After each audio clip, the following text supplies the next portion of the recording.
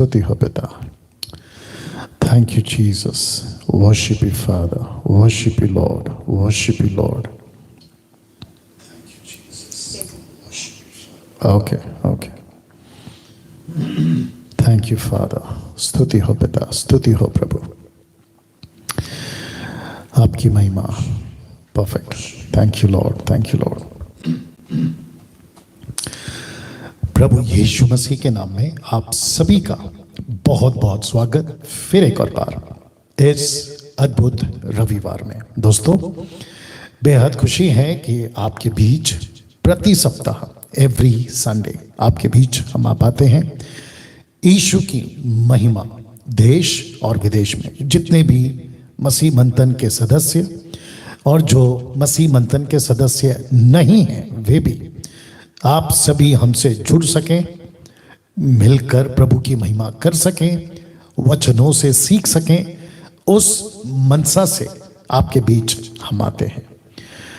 मुझे इस वक्त में आपको बताने दीजिए कि एक अद्भुत विषय पे आपके बीच लगातार 4-3 हफ्तों से आपके बीच में मैं आ रहा हूं। परमेश्वर का वचन 4 किताबें, मत्ती, मरकुस, लूका, यूहन्ना, मैथ्यू, मार्क, लूक, जॉन, इन पुस्तकों पर अध्ययन स्टडी आपको दे रहा हूं और जिसके चलते मैं समझता हूं कि बहुत सारा प्रकाशन, बहुत सारी बातें आप सीख पा रहे हैं। आज का चौथा एपिसोड या चौथा लेसन या चौथा संडे इस विषय पे आपके बीच में मैं दे रहा हूं। एक प्रार्थना के साथ आज की बातें आपके बीच में हम रखना चाहेंगे। चलिए, जितने लोग जुड़ रहे हैं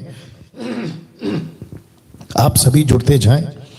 फेसबुक और यूट्यूब 2 प्लेटफॉर्म से इस वक्त में मैं आ रहा हूं। आप सभी 2 जगह से आप मुझे देख रहे हैं। विशेष करके फेसबुक वालों से कहना चाहूंगा कि वॉच पार्टी और शेयर जरूर करिएगा। अभी से करिएगा, क्योंकि बहुत सारे लोग हैं जो शायद नहीं जानते हैं। अलग अलग जाति, धर्म, देश के लोग यीशु को नहीं जानते हैं उस तरीके से जिस तरीके से उनको जानना चाहिए। जी हाँ, मेरी कोशिश है और मुझ जैसे 10% लोगों की कोशिश है कि हम यीशु को वैसे ही पेश करें जैसा उसको करना चाहिए। जी हाँ, उस मकसद से आपको शेयर और वॉच पार्टी करने के लिए मैं कह रहा हूं। जितने यूट्यूब पे हैं, आप अगर फर्स्ट टाइम मेरे साथ जुड़े हैं, रिक्वेस्ट करता हूं आपको सिर्फ 2 चीज करना है अभी। एक, आपको चैनल को सब्सक्राइब करना है मेरे अभी जो देख रहे हैं। दूसरा, आइकन बेल दबाना है। ना आपको पैसे लगते हैं, ना मुझे किसी प्रकार का कोई पैसा मिलता है। मैं यूट्यूब पर टोटल फ्री में आपका जो है चैनल चलाता हूं। उसका सबूत ये है कि मेरे किसी भी वीडियो पे आपको एडवर्टाइजमेंट नहीं मिलेगा। इसकी बात की प्रमाण है। चलिए, एक प्रार्थना करते हैं, उसके बाद आगे की बातों को रखेंगे। आइए प्रार्थना करते हैं।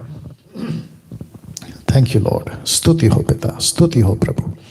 सृष्टिकर्ता पिता, यीशु के नाम से इस वक्त आपके पास आते हैं। प्रभु जी, यीशु आपका महिमा इस वक्त देश विदेश जाति जिस किसी भी तक इस 2 प्लेटफॉर्म से लोगों तक मैं पहुंच पा रहा हूं। प्रभु जी, मेरी प्रार्थना है उन सभी को यीशु आप स्पर्श करिए, बात करिए, आत्मिक आंखें उनकी खोलिए प्रभु जी, ताकि सत्य को वो जान सकें। मेरे स्वामी, मेरी प्रार्थना है किसी प्रकार का दुष्ट की शक्ति, शैतान की क्रिया, किसी प्रकार का उसका प्लान यीशु के नाम में कैंसल करता और रद्द करता हूं और कहता हूं कि परमेश्वर सिर्फ और सिर्फ आपकी महिमा होने पाए। प्रभु जी, लिखा है जकरिया 4:6, न बल न शक्ति पर जो भी होगा आपकी आत्मा से होगा। प्रभु जी, मैं जानता हूं पवित्र आत्मा को भेजा ही इसलिए गया है ताकि वो लोगों के हृदय को कन्विक्ट करे। इस वक्त जिस किसी तक यीशु तेरी आवाज, तेरा वचन पहुंच रहा है। प्रभु जी, मैं प्रार्थना करता हूं उन सभी को कन्विक्ट करिए, निरुत्तर करिए, ताकि वे मन फिरा सकें, सत्य को जान सकें और यीशु तेरे पीछे चल सके। आदर, महिमा, सम्मान सब कुछ आपको देते हुए ये प्रार्थना यीशु के नाम से मांगते हैं। सुने और दया से कबूल करें। आमीन। जी, आप ताली बजा सकते हैं, प्रभु को महिमा दे सकते हैं। और इस वक्त जितने फेसबुक और यूट्यूब पर जुड़ चुके हैं, आप सभी को कहना चाहता हूं, अनाउंसमेंट का वक्त है। प्लीज ध्यान से सुनिएगा, बहुत इंपॉर्टेंट है। ओके, सबसे पहले लिखा है पूछो जो भी पूछना है। ये प्रोग्राम कुछ मुझे लगता है कि 3 हफ्तों से हमने इसको रोक के रखा है, लेकिन आप सभी के लिए एक अच्छी खबर यह है कि मंगलवार को यह प्रोग्राम होगा। जी हां, सिर्फ एक ही दिन के लिए, जी हां, यह प्रोग्राम होगा। ओनली फॉर 1 डे लिखा है, 8 PM to 9 PM, ठीक है ना। तो आप सभी से रिक्वेस्ट है, आप सभी की प्रश्न अगर हैं पेपर पे लिख के रखें। गवाही है, आप जैसा ठीक समझे आप उसकी तैयारी कर लें। और उस दिन यानी आज से ठीक 2 दिन बाद आपके बीच हम फिर से सप्ताह में 1 दिन फिलहाल के लिए इसको रख रहे हैं, क्योंकि कुछ एक्टिविटीज मेरी अभी भी बाकी है MMB के लोगों से, उसको मैं फिनिश करना चाहता हूं, ठीक है ना। तो जिसके चलते ये बातें आपके बीच में मैं रख रहा हूं। तो पूछो जो भी पूछना है, मंगलवार को होगा, मतलब ठीक 2 दिन के बाद में, only for 1 day, 8 PM to 9 PM। आप उसकी तैयारी कर लीजिएगा। और जो नंबर है आप सभी जानते हैं, या नंबर आप जानते हैं, उस दिन भी दिया जाएगा। बस उस दिन आ जाइए, आपको मिल जाएगा। दूसरा, आप सभी को बताता चलूं कि मसीह मंथन बैठक की जितने स्टेट्स हैं और स्टेट के अंदर जितनी सिटी है, उन सभी को कम से कम 250, अगर मैं गलत नहीं हूं, 250 प्रीचर्स, लड़का लड़की, पुरुष स्त्री, इन सभी को इक्विप किया गया है, मसीह मंथन की तरफ से इक्विप किया गया है। और जिसके चलते इन सभी को उनके सिटी से, उनकी तरफ से, फेसबुक हो या यूट्यूब हो, city to city, city after city, ऐसे कर कर उनको जो है ऑनलाइन संडे चर्चेस के लिए उनको इक्विप किया गया है। तो आप जब कभी भी मसीह मंथन बैठक गुजरात, मसीह मंथन बैठक पंजाब, मसीह मंथन बैठक रांची, झारखंड, कहीं भी आप जब भी देखें तो समझ जाना ये वो लोग हैं जिनको गोलियात यानी गलत शिक्षा, ऐसे दाऊद तैयार किए हैं यानी खरी शिक्षा, ये वो लोग हैं। और इन सभी के पास अपने अपने थैले में टीचिंग के पत्थर है। जी हां, टीचिंग के पत्थर है, और जिसका इस्तेमाल ये करेंगे। और पवित्र आत्मा ठीक स्पॉट पे इनकी टीचिंग को हिट करेगा, और जिसके चलते बहुत सारे गोलियात ढेर किए जाएंगे, फिनिश किए जाएंगे। ओके, ये मकसद है। अगर किसी को जो इस वक्त देख रहा है MMB का सदस्य होना चाहिए, बशर्ते MMB का सदस्य होना चाहिए, तो अगर उसको लगता है कि मैं भी ऑनलाइन चर्च की जिम्मेदारी लेकर काम करना चाहता हूं, वो चाहे पुरुष हो या स्त्री, आप देख लीजिएगा, वो डायरेक्ट मुझे फोन करेगा। जी, मेरा व्यक्तिगत नंबर मैं पब्लिक नहीं देता। जी हाँ, मेरा दूसरा नंबर है 9777, लास्ट का नंबर नहीं, एक और नंबर है, और वो उसी को मिलता है जो MMB का सदस्य बन जाता है व्हाट्सएप पे, उसको मिलता है, ठीक है ना। अगर किसी को काम करना है, ऑनलाइन चर्च आपको चलाना है, पुरुष हो या स्त्री, लड़का हो या लड़की, आपका बहुत बहुत स्वागत है। You are most welcome to do that. Okay, अब ये इंटरेस्टिंग है। दिस फ्राइडे, इस शुक्रवार, MMB इंटरनेशनल, स्पेलिंग ठीक है, MMB international Zoom meeting at 7:30 PM according to Indian standard time. आप सभी को कहना चाहता हूं कि अंतरराष्ट्रीय 18 अंतरराष्ट्रीय ग्रुप है, 18 इंटरनेशनल ग्रुप्स हैं, 18, 19 XYZ उन सभी को कहना चाहता हूं कि आप सभी का बहुत बहुत स्वागत है। आप इस शुक्रवार 7:30 बजे आप मेरे साथ जुड़ोगे। क्यों? ताकि आपको भी मैं बात कर सकूं, आपसे मिल सकूं, आपसे कुछ चीजें डिस्कस कर सकूं और साथ ही साथ आपको भी इनकरेज कर सकूं कि आप अपने कंधे पे अपने अपने राष्ट्रों की आप जिम्मेदारी लेकर आप ऑनलाइन प्रीचिंग कर सकते हैं। कुछ लोग कर रहे हैं, उस दिन घोषित किया जाएगा। उसके बाद सैटरडे आप सभी जानते हैं 7:30 बजे ऑनवर्ड्स, 7:30 PM ऑनवर्ड्स SSD का school of sound doctrine, SSD जिसको शॉर्ट में कहते हैं, जूम पे चलता है और इसकी ID या लॉगिन पासवर्ड सबको नहीं दे रहे हैं, उसी को दे रहे हैं जो स्कूल ऑफ साउंड डॉक्ट्रिन में जुड़ चुका है, रजिस्ट्री कर चुका है। हालांकि बिल्कुल फ्री है, किसी प्रकार का कोई पैसा हम नहीं लेते, टोटल मुफ्त है। और किस लेवल की टीचिंग है ये भी वो लोग जानते हैं। तो अगर किसी को जुड़ना है तो आप नीता जी को कॉल कर सकते हैं और जुड़ सकते हैं। उसके बाद बहुत खुशी के साथ, बहुत एक्साइटेड होकर ये कहना चाहता हूं कि बच्चों के लिए सभा ऑलरेडी 1 महीने से चल चुकी है या हो रही है। और मैं आपको बता दूं कि उसको करने के लिए सिस्टर शर्मिला कामले जी ये काम कर रही हैं।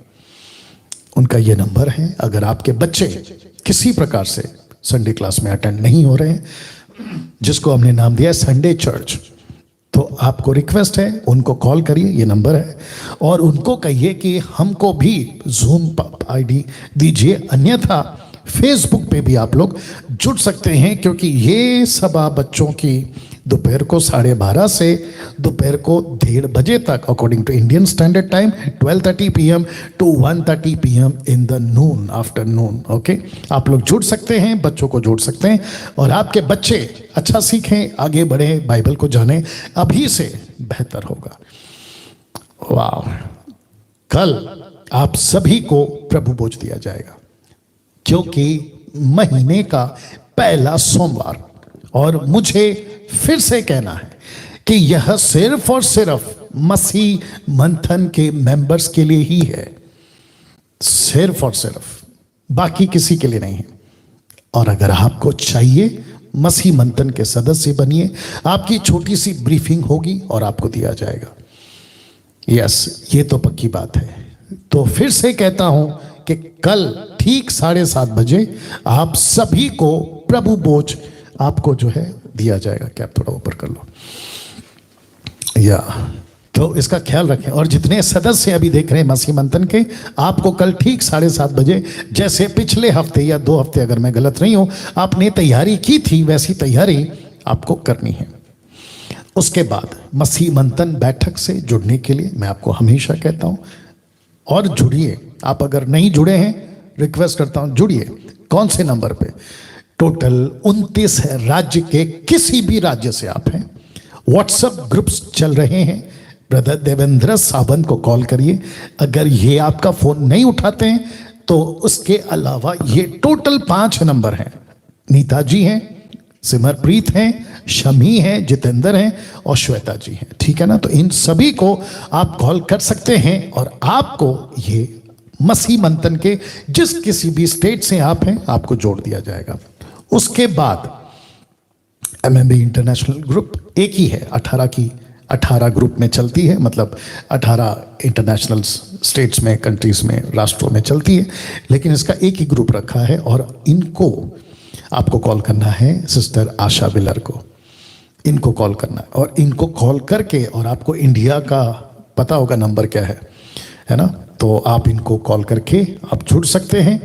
और मैं कहता हूं कि जरूर जुड़े। खरी शिक्षा, सही शिक्षा, बाइबल की शिक्षा विद कॉन्टेक्स्ट के साथ आपको दिया जाता है।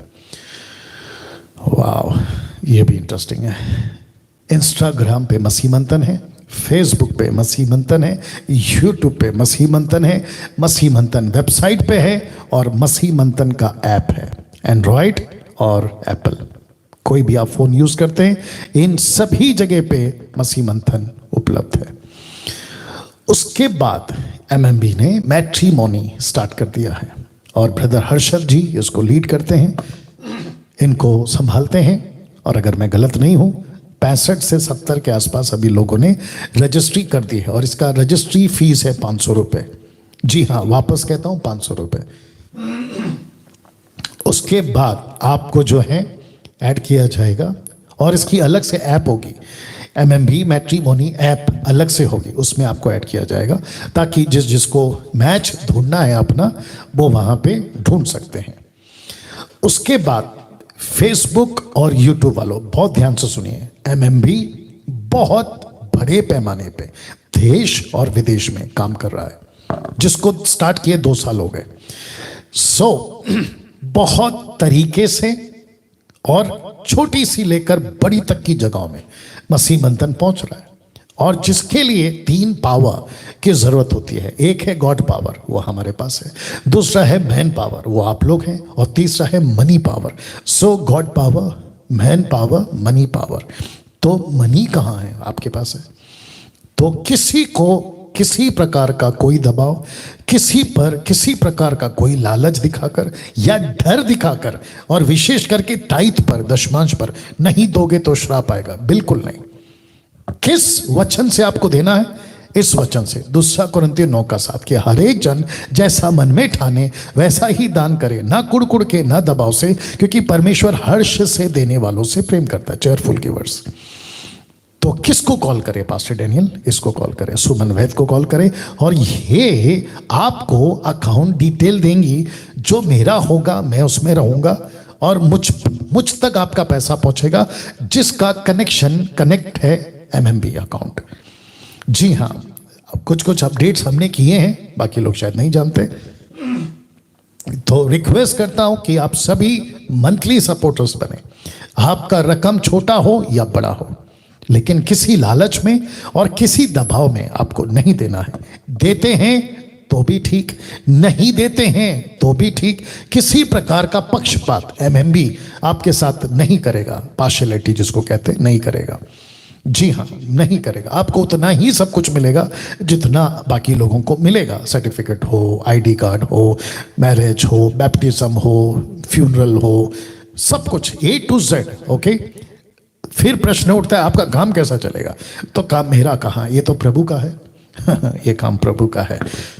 अगर उसने कहा है ना मूसा को कि जा 6 लाख लोगों को छुड़ा के लेकर आ, तो ताकत वही देगा, सुविधा वही देगा, सब कुछ वही देगा। अगर विजन उसका है तो प्रोविजन भी उसी का होगा।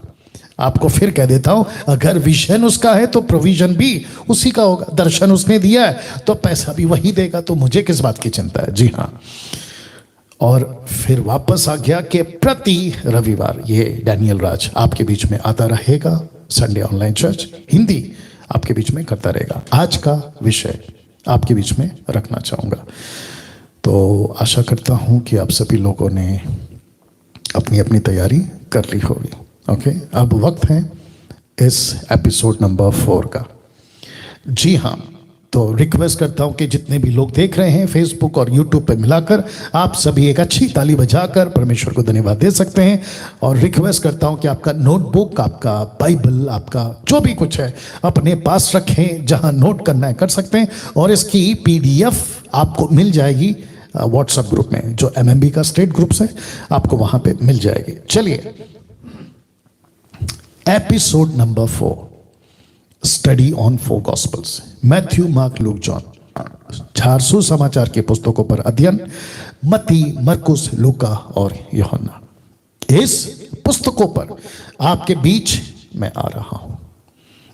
अगर किसी ने अभी तक इसका एपिसोड 1, एपिसोड नंबर 2 और एपिसोड नंबर 3 अगर नहीं देखा है, रिक्वेस्ट करता हूं कि जाके देख लीजिएगा जब भी आपको टाइम मिले। पास्टर डैनियल कहां मिलेगा? आपको सिंपल जाना है YouTube पे, प्ले स्टोर में SSD का कॉलम होगा, जैसे book of Genesis, book of Daniel, book of Revelation, sons of God, daughters of man, ऐसे करके जो प्लेलिस्ट होते हैं ना, उसमें SSD ऐसा होगा, उसको क्लिक कर लेना, आपको 1, 2, 3 ऐसा मिल जाएगा, उसको देख लीजिएगा। ठीक है ना? मैं समझता हूं कि आपको थोड़ा सा पीछे ले जाता हूं कि ये वाला, ये ज्योतिष सिर्फ 3 नहीं थे, मैं बता चुका हूं। इनकी झुंड थी, ग्रुप्स थे ये लोग। बट इंटरेस्टिंग पार्ट ये था कि इन सभी को जब पता चला इनकी स्टडी के मुताबिक, जिसका खुलासा बाइबल नहीं करती कि वो कैसे स्टडी करे, बट एक बड़ी ज्योति जिसको कहते हैं स्टार, तारा, लाइट, बड़ी ज्योति देखी और उस स्टडी से इनको यह पता चला कि मसीहा क्रिस्तोस पैदा होने वाला है। ये वही मसीहा है जिसका जिक्र द बुक ऑफ डैनियल में दानियल नबी ने किया था। तो उसकी स्टडी के मुताबिक ये ढूंढते ढूंढते आते हैं और दूसरे अध्याय के वचन 12 तक मैंने पिछले हफ्ते दिया था, उसको पहुंचते हैं राजा के पास, जो राजा हेरोदेस था, क्रूर राजा, बहुत ज्यादा क्रूर। ऐसे राजा के पास बात करते ही मैं बता चुका हूं, बट इंटरेस्टिंग पार्ट यह था कि जब इनको सत्य पता चल गया तो स्वप्न में ये चितौनी पाकर के हेरोदेस के पास नहीं जाना, नहीं जाना, वापस नहीं जाना। वे दूसरे मार्ग से होकर चले गए। दूसरे मार्ग का अर्थ मैंने आपको बता दिया था कि इनका जीवन बदल चुका था। यीशु से मुलाकात जीवन को बदल देती है। तो ये था पिछले हफ्ते का लास्ट पॉइंट, ताकि आप कनेक्ट हो जाए। तो थाउजेंड्स लोग अभी जुड़ चुके हैं, बेहद खुशी है, आपका मैं स्वागत करता हूं। फेसबुक वालों फिर से रिमाइंड कर देता हूं, शेयर और वॉच पार्टी जरूर करिएगा। एपिसोड नंबर 4, एक चित्र दिखा रहा हूं, पहले देख लीजिएगा। यह है वो स्वप्न में स्वर्गदूत आते हैं जोसेफ को, यूसुफ हिंदी में, उसको कहते हैं उठ। आप शब्द देख लीजिएगा, मैं वचन रखूंगा। उठ, उस बालक को और उसकी माता को लेकर मिस्र देश को भाग जा, भाग जा, रन, भाग जा। ऐसा क्यों, मैं उसको रखूंगा। अब सबसे पहले आपको बता दूं कि ये थे कहां? बेथलेहम, जहां पे राजा हेरोदेस बच्चे को ढूंढ रहा था, यानी यीशु को, कि मार डाले। अब स्वर्गदूत कहता है भाग, लेकिन उसने बिल्कुल सटीक, स्पेसिफिक, प्रोफेटिक तरीके से जोसेफ के सपने में आकर कहा भाग। बट प्रश्न उठता है कहां? तो उसने कहा, किसने? स्वर्गदूत ने, मिस्र, इजिप्ट को भाग। तो आपको बताता चलूं इस मैप के मुताबिक, इस मैप के मुताबिक कहां है यरूशलेम, आप देख सकते हैं, और नीचे आप देख सकते हैं इजिप्ट, मिस्र। कम से कम 70, 80, 90 किलोमीटर का फासला। भाग। पास्टर डैनियल, क्या उस वक्त में ट्रांसपोर्ट होते थे? मतलब गाड़ी होती थी, auto, taxi, cycle, motorcycle, truck, plane, train, ऐसा कुछ होता था? आपको बताता चलूं, बिल्कुल नहीं होता था, नहीं होता था। कैसे गए ये? शायद चल चल के। कैसे गए? ऊंट पर। कैसे गए? खच्चर, गधा, गधी, जो भी बोल लो। कैसे गए नहीं पता, हाथी नहीं पता, लेकिन इतना तो पक्का है कि स्वर्गदूत कहता है, रख रहा हूं, स्वर्गदूत कहता है भाग, run, run, run, RUN, run, भाग। ऐसा क्यों? रखूंगा। बट 90 किलोमीटर जोसेफ भाग रहा है, इसकी पत्नी मरियम, यीशु की मां, भाग रही है। अब आप सोच के देखिए, बच्चा हाथ में, छोटा बच्चा, बेबी को लेकर भाग रहे हैं। ऐसा क्यों? ऐसा क्यों? और वो भी इतना दूर क्यों? कोई पड़ोस के गांव, कहीं जंगल, कहीं नदी, कोई गुफा, केव्स जिसको कहते हैं इंग्लिश में, जाके छुप जाओ ना। ऐसा नहीं किया, बोला भागो। तो वचन 13 से, क्योंकि पिछले हफ्ते हम 12 तक रुक गए थे, आज वचन 13 से आगे कंटिन्यू करेंगे, और वचन 13 से खत्म करके मत्ती का दूसरा अध्याय फिनिश करेंगे, और लूका का ये एंगल भी दूसरे अध्याय तक खत्म करेंगे, और अगले हफ्ते हम फिनिश करेंगे शुरू करेंगे तीसरा हफ्ता। ठीक है ना? या तो लिखा है उनके चले जाने के बाद, देखो किसके चले जाने के बाद, ज्योतिषों के चले जाने के बाद लिखा है प्रभु के एक दूत ने स्वप्न में, मैंने कहा था ना स्वप्न में, यूसुफ को दिखाई देकर कहा उठ बालक को उसकी माता को लेकर मिस्र देश को भाग जा। वचन आगे कहता है कि जब तक मैं तुझसे ना कहूं तब तक वहीं रहना। ये कौन सा स्वर्गदूत है? गैब्रियल। सटीक, ऊपर से प्रभु का आदेश, एक्यूरेट, शब्दों को बोलने वाला। लिखा है आगे,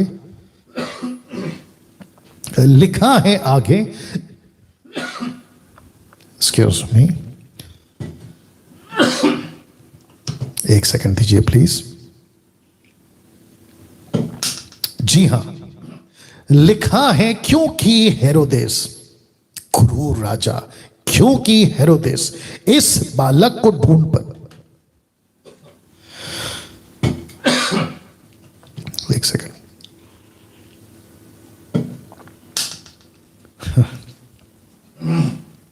ओके वापस आते हैं। Thank you father, worship you lord. Okay, लिखा है क्योंकि हेरोदेस इस बालक को ढूंढने पर है कि उसे मरवा डाले, टू किल हिम, खत्म कर दे उस बच्चे को। ऐसी सोच, बहुत ध्यान से सुनना, कनेक्शन दे रहा हूं, ऐसी सोच कौन डाल सकता है? राजा के मन में शैतान, लूसीफर। बच्चे को मरवा डाल, क्योंकि लूसीफर को पता है यह वही बच्चा है जो अदन की वाटिका, उत्पत्ति के 3 अध्याय वचन 14, 15, 16, ये वही बीज औरत का, ये वही बच्चा है जो बड़ा होकर 30 साल की उम्र में, मैं 30 साल का भी कनेक्शन दूंगा कि क्यों 30 साल, 30 साल की उम्र में मेरा सर कुचलेगा, मतलब मुझे खत्म कर देगा, मेरी पावर को खत्म कर देगा, मेरी स्ट्रैटेजी को खत्म कर देगा, मेरी रणनीति को खत्म कर देगा, मेरी दबदबा को खत्म कर देगा, और मानव जाति से हिंदू, मुस्लिम, सिख, ईसाई, बुद्धिस्ट, पारसी, इन सभी के ऊपर से मेरा जो होल्ड था, मेरा जो ग्रिप था, उसको यह आजाद कर देगा, आजाद कर देगा। और मैं इसलिए कहता हूं, मेरे बहुत सारे वीडियो में मैं हमेशा कहता हूं कि यीशु मसीह किसी धर्म का भगवान नहीं है, नहीं है, किसी धर्म का भगवान नहीं है। बहुत लोग कंफ्यूज हो गए, बहुत लोग गड़बड़ी में आ गए कि डैनियल राज क्रिश्चियनिटी का प्रचार कर रहा है। बिल्कुल नहीं, मुझे सब धर्म से प्यार है, मुझे सब धर्म के लोगों से प्यार है, मुझे किसी रिलीजन से कोई नफरत नहीं है। बट यहां पे बात हो रही है ईसा मसीह की, ईसा मसीह की, क्रिस्तुस की, क्राइस्ट की, क्योंकि क्राइस्ट, क्रिस्तुस किसी धर्म का भगवान नहीं बनकर आया। और लूसीफर को अच्छे से पता था कि अगर यह बच्चा बच गया, अगर इस बच्चे को मैं अगर नहीं मरवा डाला तो मेरा होल्ड निकल जाएगा, पकड़ निकल जाएगा, और जिसके चलते मुसीबत यह होगी कि मानव जाति उद्धार पाता चला जाएगा, पाता चला जाएगा, पाता चला जाएगा। और 2000 साल से अभी तक, 2021 अभी तक, सितंबर का महीना, अभी तक मानव जाति बचाए जा रहे हैं, सुसमाचार सुनाए जा रहे हैं, जातियां बच रही हैं। जो भी यीशु पर विश्वास कर रहा है वो शैतान के चुंगल से बाहर निकल रहा है। सोच के देखिए आप।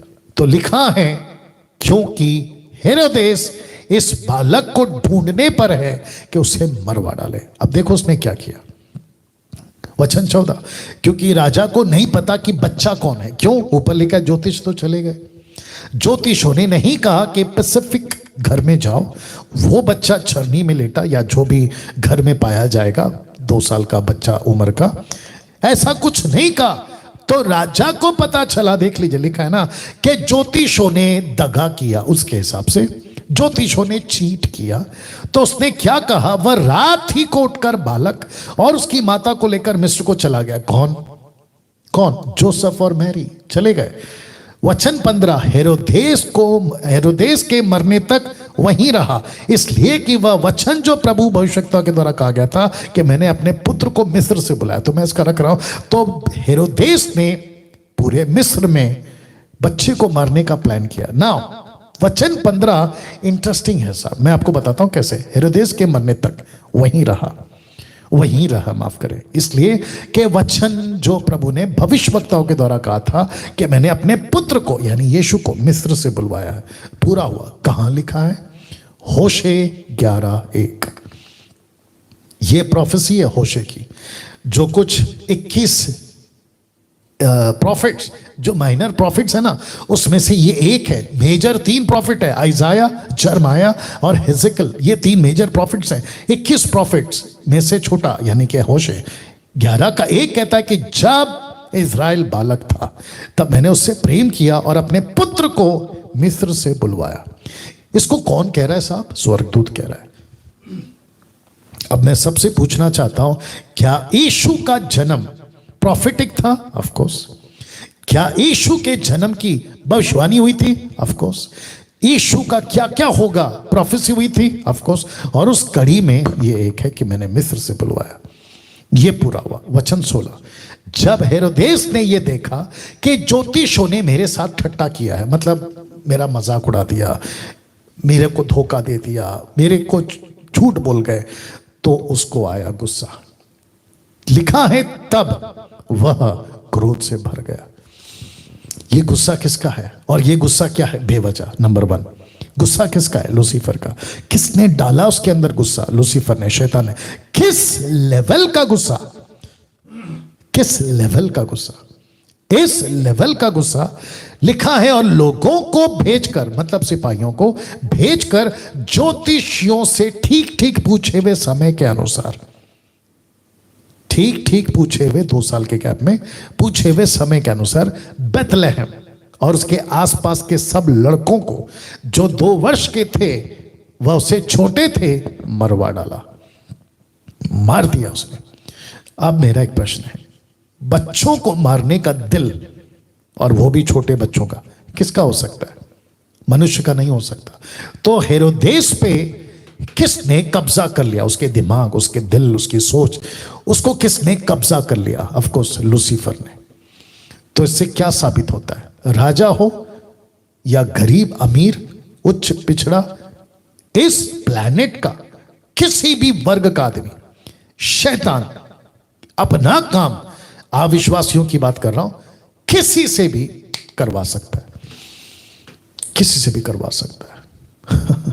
और उस वक्त तो राजा था, तो उसने कहा कि 2 साल के बच्चों को पकड़ो और उनको मरवा डालो।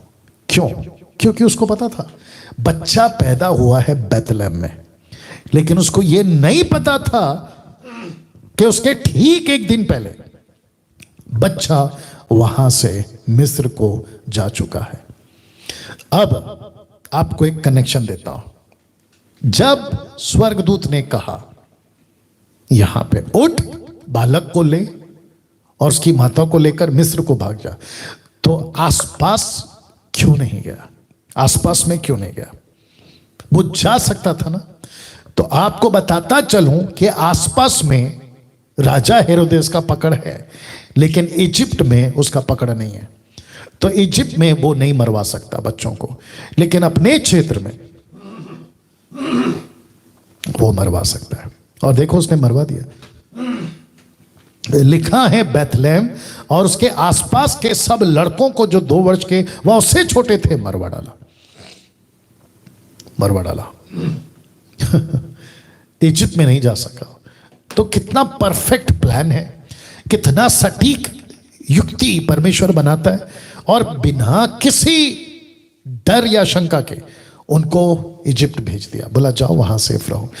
लिखा है वचन 17, तब जो वचन यिर्मयाह भविष्यवक्ता के द्वारा कहा गया था वह पूरा हुआ के रामा में एक करुणा नदी सुनाई दिया, रोना और बड़ा विलाप। राहेल अपने बालक के लिए रो रही थी। कौन सा राहेल? आप सभी जानते हैं, लिया की बहन छोटी। राहेल कौन है? याकूब की पत्नी। कौन सा बच्चा पैदा हुआ था जब राहेल मर गई थी? बच्चा पैदा होते ही राहेल मर गई। बेंजामिन, बिन्यामीन। या और मां नहीं मरी, मां नहीं बची, मां मर गई। तो उसका कनेक्शन यिर्मयाह कहता है कि वो रो रही है, बच्चा चाहिए, बच्चा चाहिए, बच्चा चाहिए, बच्चा चाहिए। और जब बच्चा हुआ तो मां नहीं है। तो लिखा है राहेल अपने बालकों के लिए रो रही थी और शांत होना ना चाहती थी क्योंकि वो है ही नहीं। इसका कनेक्शन यहां पे आया। तो सोच के देखिए कि टोटल, और आपको मैं बताता चलूं कि राहेल की कब्र बैतलहम में ही दफनाई गई थी। बैतलहम, ऊपर लिखा है बैतलहम।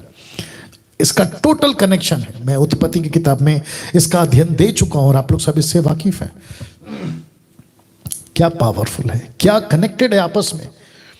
फिर मुझे नहीं समझ आता कोई मूर्ख टाइप के लोग यूट्यूब पे कैसे बोल सकते हैं मसीहा भगवान कैसे हो सकता है, मतलब खुदा कैसे हो सकता है। इशारा मिल रहा होगा, भगवान और खुदा दोनों को इशारा मिल रहा होगा। या कुछ विचित्र प्राणी लोग हैं यूट्यूब पे, फेसबुक पे, कहते हैं कि ईसा मसीह भगवान कैसे हो सकता है और ईसा अलैहिस्सलाम खुदा कैसे हो सकता है। क्या कनेक्शन है देखिए ना आप। दिक्कत क्या है पता है, ये लोग पढ़ते नहीं है। और मैं यहां से एक स्टेटमेंट देना चाहता हूं कि अगर ठीक से कोई बाइबल को, टोटल बाइबल को start to end, Genesis to Revelation, यीशु को सेंटर में रख के अगर पढ़ेगा ना, मैं आपको बता दूं वो यीशु के पैरों पे गिर जाएगा और यीशु को अपना उद्धारकर्ता स्वीकार कर बैठेगा। यीशु को सेंटर में रखना होगा, लेकिन यीशु को पढ़ते वक्त यीशु को दिमाग में रखो। उत्पत्ति से प्रकाशित वाक्य यीशु को दिमाग में रखो, टक करके आपका जीवन बदल जाएगा। कैसा लग रहा है? लिखा है वचन 19 में, हेरोदेस के मरने के बाद, मतलब हेरोदेस मर गया, कितना टाइम लगा नहीं मालूम, उसका डेटा नहीं है, उसका रिकॉर्ड नहीं है। हाँ, उस वक्त के जो हिस्ट्री लिखते थे उनके पास होगा। जोसेफस की जो पुस्तक है कुछ 18 अध्याय की, उसमें उसका हिस्ट्री हो सकता है। तो लिखा है कि हेरोदेस के मरने के बाद देखो, प्रभु के दूत ने मिस्र में यूसुफ को स्वप्न में दिखाई देकर कहा कि उठ, बालक और उसकी माता को लेकर मिस्र देश में चला जा, माफ करें, इज़राइल के देश में चला जा, क्योंकि जो बालक के प्राण लेना चाहते थे वे मर गए। मतलब हेरोदेस मर गया। अब मैं फिर आपको बीच में रखूंगा कि मिस्र से इज़राइल, मतलब इज़राइल क्यों कहा, मैं उसका भी कनेक्शन दूंगा। ऐसा बोलना चाहिए था कि नासरत को जा, बैतलहम को जा, नहीं, उसने कहा उठ, बालक और उसकी माता को लेकर इज़राइल देश को चला जा, क्योंकि जो बालक को प्राण लेना चाहते थे वे मर गए। मैं उसका कनेक्शन दूंगा, बताऊंगा। वह उठा, कौन? जोसेफ। वह उठा, बालक और उसकी माता को साथ लेकर इज़राइल के देश में आया। तो इज़राइल पहुंचा, वो लैंडेड इजिप्ट, इज़राइल में पहुंच गया, लैंड करा उसने चल चल के।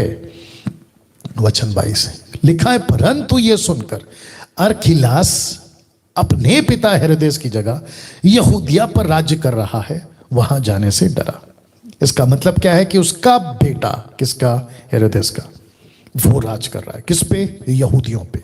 याद रखो, इज़राइल पे नहीं, उसका दबदबा तो है, लेकिन उसका पकड़ साथ साथ में यहूदियों पर भी।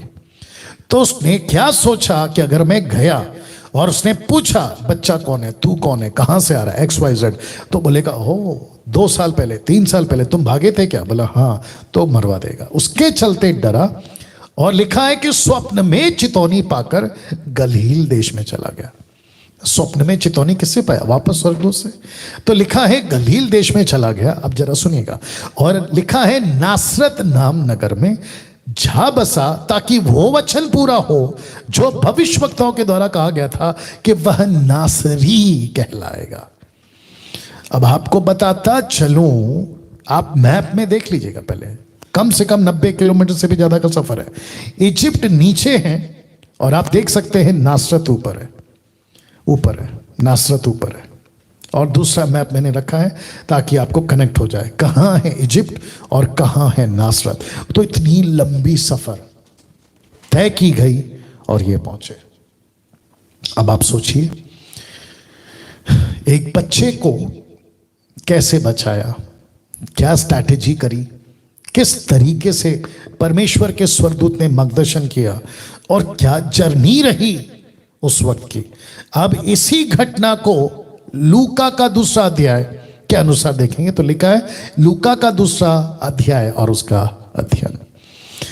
तो बहुत इंटरेस्टिंग है, लिखा है कि उन दिनों में अगस्तुस कैसर की ओर से, जिसको इंग्लिश में कहते हैं सीजर, कैसर, सीजर, ठीक है ना, अगस्तुस कैसर की ओर से आज्ञा निकली कि सारे जगत के लोगों के नाम लिखे जाए, या जगत के लोगों के नाम लिखे जाए, मतलब काउंटिंग हो, आधार कार्ड, राशन कार्ड, जनगणना, याद आ गया, हाँ, तो नाम लिखाए जाए।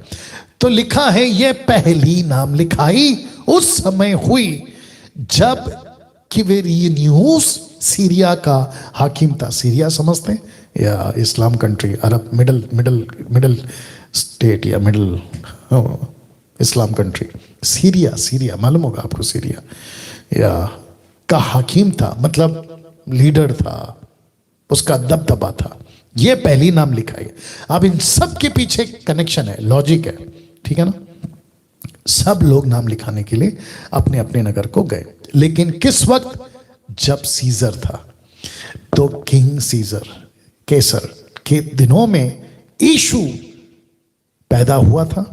अब ये मैंने फोटो इसलिए रखा है ताकि आपको मैसेज आ सके कि मैं यीशु की बात कर रहा। तो जोसेफ और मैरी और जीसस, ये तीनों लूका के मुताबिक, एक सेकंड दीजिए, जी हाँ, लूका के मुताबिक, अकॉर्डिंग टू लूक, ये किंग सीजर के टाइम पे नाम लिखाने जा रहे हैं। पास्टर डैनियल, आपने ये फोटो क्यों डाला, आप इसको इतना ब्रैकेट में क्यों बात कर रहे हैं? किसी को डाउट है, कुछ विचित्र प्राणी लोग हैं यूट्यूब पे, कि यीशु का तो जन्म ही नहीं हुआ, यीशु का तो कोई अस्तित्व ही नहीं है, जीसस नेवर एग्जिस्ट, ऐसा कोई पागल लोग अपना अपना अधूरे ज्ञान से वीडियो बनाते हैं। तो मेरा प्रश्न है, जाके पूछो इस सीजर को, या इसकी हिस्ट्री में जाओ, और उस वक्त में जो जनगणना हुई थी ना जगत की, उसमें इस माता पिता का, जोसेफ, मैरी और जीसस का नाम है या नहीं। और आपको डंके की चोट पे बता दूं कि इनका नाम था। तो लिखा है वचन 4 में, अंत यूसुफ भी इसीलिए कि वो दाऊद के घराने और वंश का था, गलील के नासरत नगर से यहूदिया में दाऊद के नगर बैतलहम को गया, जहां पैदा हुआ था। नासरत से बैतलहम को गया, जहां पे नाम लिखाई हो रही थी। तो जीसस का नाम सीजर के वक्त, किंग सीजर के वक्त बकायदा साफ शब्दों में, बड़े शब्दों में रिकॉर्ड किया गया था। अगर आज की युग की बात करूं, कि अगर उस वक्त में आधार कार्ड होता तो जीसस का आधार कार्ड होता, राशन कार्ड अगर ऐसे है, अगर तब होता तो जीसस का राशन कार्ड भी होता, मतलब उनका राशन कार्ड में नाम होता। अगर क्या कहते हैं उसको, पासपोर्ट अगर होना चाहिए था तो उस वक्त में होता।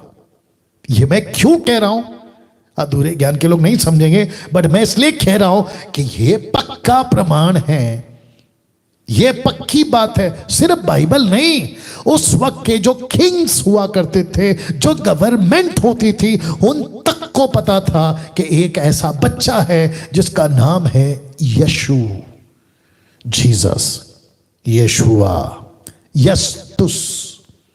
क्या बात है, अद्भुत। वचन 5 लिखा है, वचन 4 से फिर पढ़ता हूं। यूसुफ भी इसलिए कि वह दाऊद के घराने वंश का था, गलील के नासर नगर से यहूदिया के दाऊद के नगर बैतलहम को गया कि अपनी मंगेतर मरियम के साथ, जो गर्भवती थी, नाम लिखवाए। नाम लिखवाए। अभी मती के हिसाब से बच्चा पैदा होके बड़ा 2 साल का हो गया है और नासत आ गया, बट मैं अभी लूका का एंगल दे रहा हूं आपको, इसलिए बच्चा गर्भवती के हिसाब से रखा हूं, इसलिए ये फोटो भी मैंने उसी हिसाब से रखा, ठीक है ना। वचन 6, उनके वहां रहते हुए उसके जनने के दिन पूरे हुए, वहीं पे बैतलहम में दिन पूरे हुए। वचन 7, वह अपना पहलौटा पुत्र जनी, उसे कपड़े में लपेट कर चरनी में रखा, क्योंकि उनके लिए सराय में जगह ना थी। अब याद रखो कि यहां पे लूका के दूसरे अध्याय में बच्चा कहां पर है? चरनी में, चरनी में, ठीक है ना। लेकिन ज्योतिष कहां मिले बच्चे को? घर में। You got the point.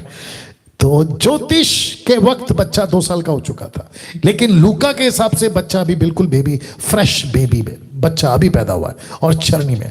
अब इसका लूका एक और कनेक्शन दे रहा है। मत्ती कहता है कि ज्योतिषों ने बच्चे की वर्शिप करी, लेकिन लूक कहता है मेरे पास एक और एंगल है, क्योंकि मत्ती उसको नहीं लिखा लेकिन लूका उसको लिख रहा है, और जो मत्ती ने लिखा उसको लूका ने नहीं लिखा। लूका की बात, ज्योतिषों की बात लूका ने नहीं लिखी लेकिन मत्ती ने लिखी। गडरियों की बात मत्ती ने नहीं लिखी लेकिन लूका ने लिखी। क्या बात है। इसलिए चारों किताबों का नॉलेज होना बहुत जरूरी है। तो स्वर्गदूतों द्वारा चरवाहों को संदेश। वचन 8, अमेजिंग। वचन 8 लिखा है, उस देश में कितने गडरिये थे जो रात को मैदान में रहकर अपने झुंड का पहरा देते थे। कौन से गडरिये थे मैं आपको ये भी बताऊंगा, ठीक है ना। और कौन सी भेड़ी थी मैं ये भी बताऊंगा, ठीक है ना। तो लिखा है वचन 9, रात को प्रभु का एक दूत उनके पास आ खड़ा हुआ। याद रखो, एक स्वर्गदूत आ खड़ा हुआ और प्रभु का तेज उनके चारों ओर चमका, चारों ओर चमका और वे बहुत डर गए। सबसे पहली चीज स्वर्गदूत आता है। स्वर्गदूत खुद अपने आप में रोशनी है, लेकिन लिखा है कि चारों ओर जहां गडरिये थे, जहां भेड़ बकरियां थी, उनके चारों ओर रोशनी आ गई, चमक गया। अब क्यों? सबका अपना अपना स्पेसिफिक सटीक अर्थ है, मकसद है, बातें हैं। मैं रखता चाहूंगा। वचन 10 लिखा है, तब स्वर्गदूत ने उनसे कहा, मत डरो, मत डरो। नंबर 1, मत डरो। मैं जो तुम्हारे पास आया हूं गडरियों, जो तुम भेड़ बकरियों को चरा रहे हो, पाल रहे हो, संभाल रहे हो, पहली बात है मत डरो। ऑब्वियस है यार। अगर कोई स्वर्गदूत का दर्शन देखेगा, ऑब्वियस है ना, डरेगा। जिंदगी में कभी कोई अपेक्षा नहीं करेगा कि मैं कभी स्वर्गदूत को देखूंगा, और अगर जिस दिन देख लिया, पक्की बात है कि वो मर जाएगा, पक्की बात है, मर जाएगा। आप रास्ते में जा रहे हैं, स्वर्गदूत तो बहुत दूर की बात बोला मैंने। आप रास्ते में जा रहे हैं, अगर आपको कोई परछाई तक दिख जाए ना, आपकी हालत खराब हो जाती है। Isn't it? लिखा है, ये लोगों ने लिखा है डर गए, लेकिन स्वर्गदूत कहता है मत डरो, क्योंकि देखो। वाह, लिखा है क्योंकि देखो। अब जरा ध्यान दीजिएगा, मैं तुम्हें, स्पेसिफिक तुमको, वाह, लिखा है बड़े आनंद का सुसमाचार सुनाता हूं। वो सुसमाचार क्या है? जो सब लोगों के लिए होगा, लेकिन तुमको क्यों सुना रहा है? यह भी इंटरेस्टिंग है, मैं रखूंगा। विशेष करके इन गडरियों को क्यों सुना रहा है? ज्योतिषों को ही तारा क्यों दिखा? गडरियों को ही स्वर्गदूत आकर क्यों कहता है कि तुम्हारे लिए एक सुसमाचार है बड़े आनंद का? वचन 11 कि आज दाऊद के नगर में तुम्हारे लिए एक उद्धारकर्ता जन्मा है। यहां नहीं रुकते वो लोग, स्वर्गदूत यहां नहीं रुकता। वो कहता है, और यही मसीह प्रभु है, यही मसीह प्रभु है। इसका मतलब मैं तो रखूंगा आगे, बड़ा अभी आपको बता देता हूं ताकि आप कनेक्ट होके चले। ये गडरिये कौन थे? ये गडरिये कौन थे? वचन 8 में ये गडरिये कौन थे जो झुंड का पहरा दे रहे? ये कौन सी झुंड थी भेड़ बकरियों की जिनको वो चरा रहे थे? और स्वर्गदूत इनको ही क्यों कहता है कि मैं तुम्हें बड़े आनंद का सुसमाचार सुनाता हूं? और वो कहता है कि यही मसीह प्रभु है। तो मैं आपको बताता चलूं कि ये वो गडरिये, मैं फोटो रखूंगा, ये वो गडरिये हैं जो प्रति वर्ष या सबत या उनका फेस्टिवल में जो बलि किए जाते थे, मेमने जो बलि किए जाते थे, एनिमल्स, भेड़ बकरी, ये उनके रखवाले थे, ये उनके गडरिये थे। तो जिसके चलते स्वर्गदूतों ने कहा इन लोगों को कि जिसका इंतजार मूसा की किताब से होता आ रहा है, अब्राहम की किताब से होता आ रहा है, यानी कि अब्राहम का वो जो मोरे पहाड़ पे बलि होने वाला, जिसकी बात दानियल कर चुका है, जिसकी बात यिर्मयाह, यशायाह, यिजकेल कर चुका है, उस मेमने का जिक्र, उस मसीहा का जिक्र जिसका इन्होंने किया है और जिसकी तुम भी जानते हो कि बलि होना है, एक फाइनल मेमना आएगा जिसका जिक्र यूहन्ना की किताब पहले अध्याय में वचन 15 से आगे जॉन द बैप्टिस्ट कर चुका है कि यही वो मसीहा है, यही वो मेमना है। अब उसका इंतजार खत्म, उसका इंतजार खत्म, और इसके चलते कहता है कि आनंद का सुसमाचार है। अभी तक बाहर क्या प्रीच होता है? Good news, good news, good news. Good news क्या है? आपका ऑस्ट्रेलिया का, कनाडा का, अमेरिका का वीजा निकल जाएगा। ये नहीं है गुड न्यूज, बकवास है। आपका घर बन जाएगा, आपका बिजनेस चल जाएगा, आपके पॉकेट में मिरेकल मनी आ जाएगी। कुछ विचित्र प्रीचर ऐसे भी हैं, कहते तुम पतले हो तो मोटे हो जाओगे, मोटे हो तो पतले हो जाओगे, सर पे बाल नहीं है तो बाल आ जाएगा, आप गोरे नहीं है तो काले हो जाओगे, काले हो तो गोरे। क्या गजब का बात करते और कहते हैं कि ये सब इसलिए होगा क्योंकि गुड न्यूज। क्या नॉनसेंस और क्या बकवास है। गुड न्यूज ये नहीं था कभी भी। गुड न्यूज था कि तुम्हारे लिए एक मसीहा पैदा हुआ है जो तुमको तुम्हारे पापों से आजाद करेगा। क्योंकि गडरियों को पता था कि प्रति महीने, प्रति साल भेड़ बकरी पालो, बच्चों को बड़ा करो भेड़ बकरियों के, फिर उनको तैयार करके रखो और फिर उनकी बलि होती है, और जिसके चलते हमको चरवा नियुक्त किया गया, बस पालो बड़ा करो, पैदा करो, बड़ा पालो बड़ा करो और एक दिन उनको शहीद कर दो। तो इनको पता था, इसलिए तो कहता है कि तुम्हारे लिए एक बड़े आनंद का सुसमाचार है।